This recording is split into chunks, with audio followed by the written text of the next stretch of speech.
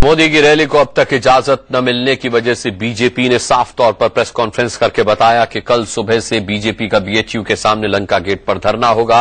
इसमें बीजेपी के प्रदेश अध्यक्ष लक्ष्मीकांत वाजपेयी, अमित शाह, यूपी के प्रभारी अरुण जेटली और अनंत कुमार इस धरने पर बैठेंगे। वाराणसी में मोदी की रैली को लेकर के अब घमासान बढ़ गया है।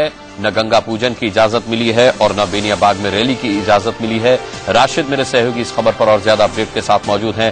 राशिद, साफ तौर पर मोदी आएंगे, हेलीपैड पर उतरेंगे, बीएचयू के चुनाव कार्यालय तक जाएंगे और फिर वापस लौट जाएंगे।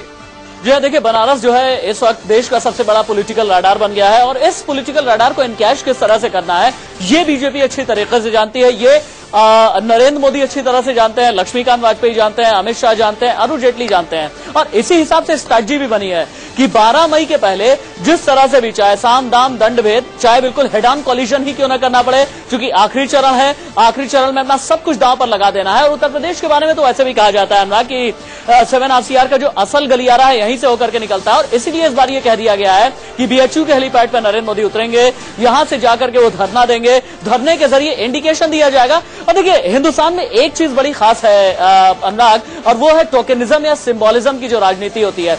कई बार इसी टोकनिज्म या सिंबोलिज्म से एक बहुत बड़ा इंडिकेशन आप दे देते हैं, एक ऐसी तस्वीर खड़ी कर देते हैं जिसमें इतनी जबरदस्त तासीर होती है कि इससे कई बार जनाधार पर, कई बार जनादेश पर भी असर पड़ता है। और आपको तो ये पता ही है कि नरेंद्र मोदी ने पिछले लगभग 12 सालों में 2002 से लेकर के अब तक जितने भी तीर उनकी तरफ मुड़े, बिल्कुल। यानी राशिद, आप रैली की इजाजत दीजिए या न दीजिए, फायदा लेना बीजेपी को आता है और कल का यह धरना भी बीजेपी को फायदा ही पहुंचाएगा, ऐसा बीजेपी का मानना है। वाराणसी से शीतल राजपूत मेरी सहयोगी इस वक्त जुड़ गई हैं।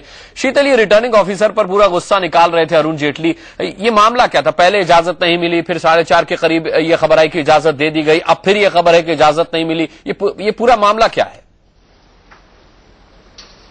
अनुराग, दिन भर सस्पेंस की स्थिति थी और हालांकि इंडिया न्यूज ने सुबह ही ये खबर दे दी थी कि रैलियों की इजाजत नहीं मिली है नरेंद्र मोदी को। उसके बाद भी सस्पेंस की स्थिति थी कि क्या होगा क्या नहीं होगा।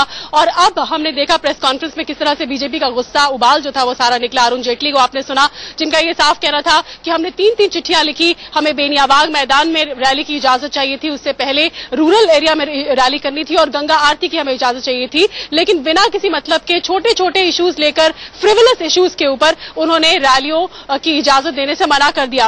ये कहना था अरुण जेटली का कि हमें हवाला दिया गया कि इंटेलिजेंस ब्यूरो की रिपोर्ट है, उनकी वार्निंग है कि सुरक्षा को खतरा हो सकता है, इसलिए रैली ना होने दी जाए। तो जबकि उनका कहना था कि ये बिल्कुल फ्रिवलस बात है, बिल्कुल मामूली सी बात है, ऐसा कोई खतरा यहां पर नहीं था।